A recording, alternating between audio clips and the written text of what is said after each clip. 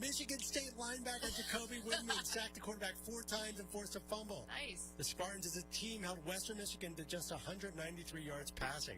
Did not see that coming, Stu. You know Once again.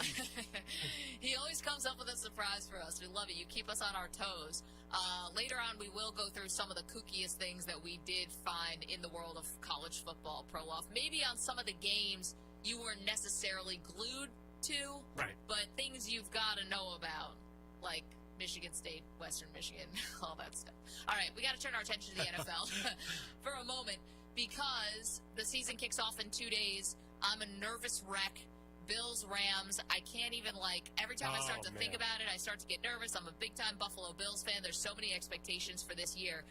But if I'm going to put my own team to the side for a second, Proloff, if there's one thing that I cannot wait to see, and I'm just super, I got to see it on the field because I have so many questions.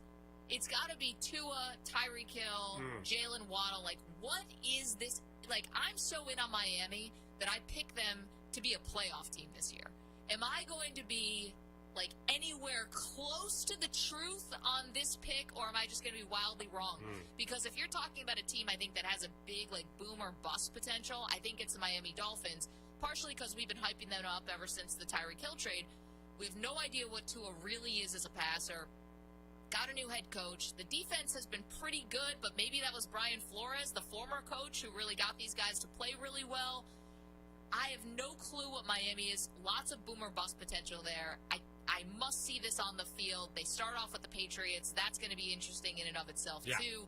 What are the Patriots this year? Could you actually see Belichick missing the playoffs? People are down on the Patriots. Major down, yeah. And also, Tua's 3-0 against the Patriots. How did that happen? Well, Brian Flores, the yes. former coach and former Patriots assistant, had a really good record against Belichick. I feel like the ceiling and the basement with the Dolphins is much different without Flores. Flores was just going to tough his way to 7 or 8 wins, no matter what was going on. Yeah. Now we don't really know what to expect from this Dolphins team, and they're much more interesting.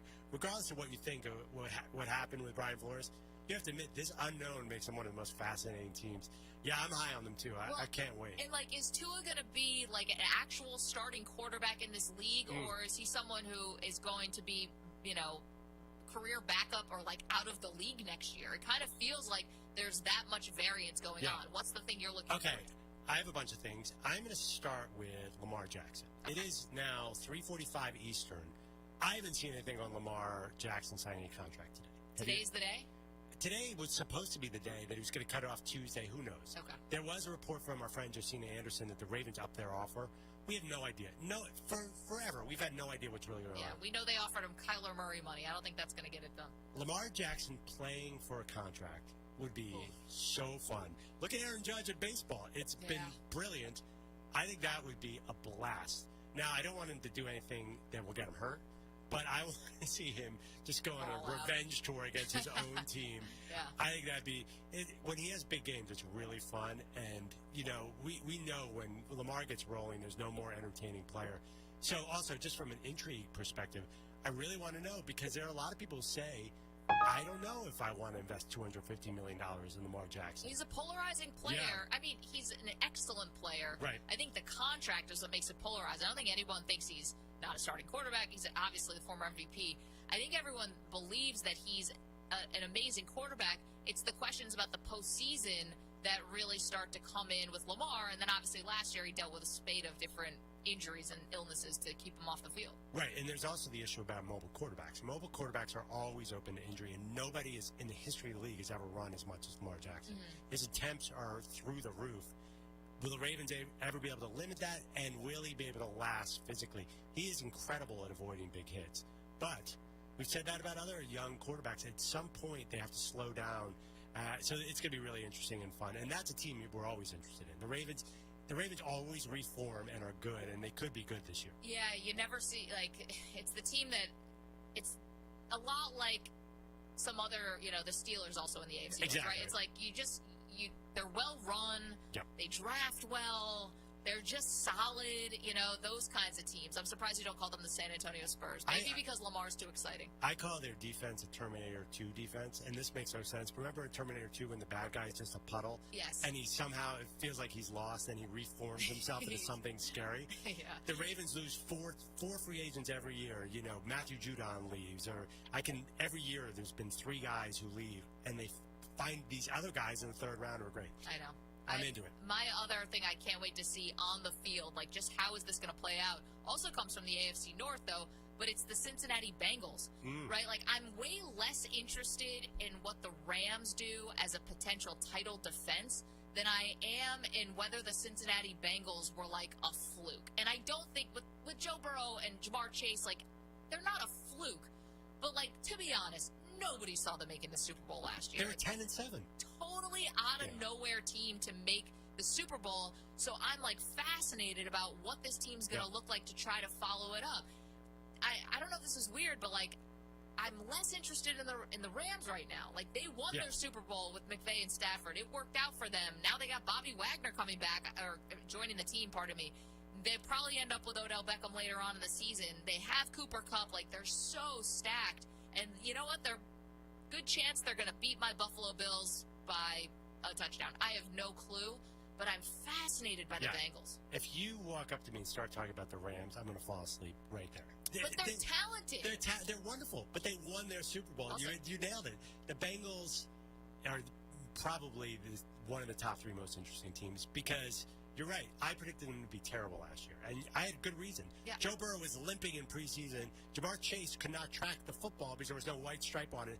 Everything was pointing to them being their defense was terrible. Then miracles. That's how I described last year. But they did get a lot stronger. I like all the little things they did. So I don't think they're going to go away, but the AFC's loaded. It's going to be tough. I'm definitely going to be watching them closely. Yeah, that's one of those that I'm fascinated by them. Okay, what's your next one? Okay. Baker Mayfield, new home in Carolina. Uh-huh. What do we know about Baker in Carolina? It looked pretty good in the preseason. It didn't look unstoppable. Even if Baker is good, there are a lot of people who don't think Matt Rule has the goods to be an NFL coach. I happen to like Matt Rule. There are a lot of people who think Carolina just doesn't have the roster. Christian McCaffrey, they're too dependent on him, and he only plays 6 games a year. Right.